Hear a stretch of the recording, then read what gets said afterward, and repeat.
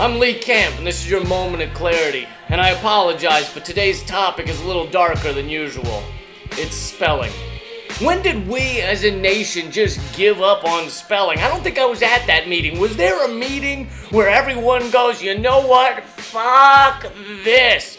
We don't know whether the word misspelling has 2 S's or 5, and we don't have time to care. We don't have time for spelling and grammar and reading and verifying spotty intelligence before bombing other countries. What do I look like, a fucking secretary to you? And I'm not saying I spell everything right. Sometimes when I've had a few drinks and the computer screen's blurry when viewed through one bloodshot eye, I'll throw a couple of extra R's into the word slurring. Sure. And the other day I spelled the activity repelling, like it had to do with scaring people away, rather than what it really has to do with immense wedgies from 1,000 feet up. But I'm not talking about drunk spelling or words we never use. I'm talking about the decision that 70% of our population has made that any word that even fucking sounds like your is spelled Y-O-U-R. Your dog is driving that car. Y-O-U-R. You're going to the swingers party. Y-O-U-R. I wonder what swinger parties were like in the days of yore. Y-O-U-R. What's all over my bed sheets? Urine? Y-O-U-R-N. And we fucking obliterated the words there and definitely. Definitely now has at least 9 widely accepted spellings, all of which seem to contain a wayward letter A. And if you look closely at that letter A, you can see that even it doesn't know what the fuck it's doing there. It looks scared and confused like Elizabeth Hasselbeck on The View.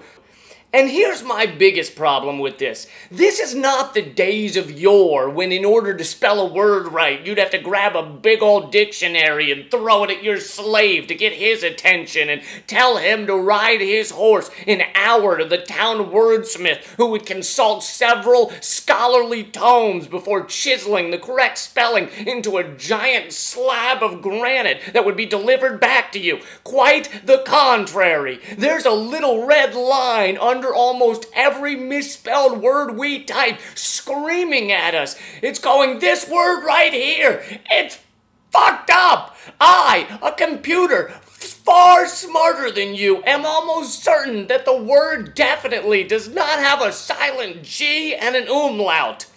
Are we just that full of ourselves as a nation that we think the computer couldn't possibly know this shit better than we do? Or does everyone just think the bright red line is the internet's way of saying, great job! I'm going to celebrate your excellent spelling with a flamboyant red boa! Hurrah! And it's one thing if you're misspelling words while sexting or tweeting, or sometimes the Esquire magazine just doesn't have enough big goofy W's to finish out your ransom note.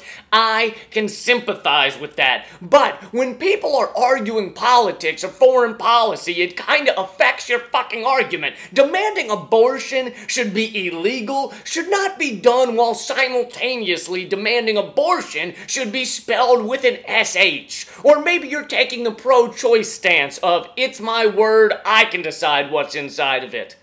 Other countries insist we're ignorant because we don't know other languages, and I can't argue because I can't speak any others, except of course for the language of love, which I'm fluent in.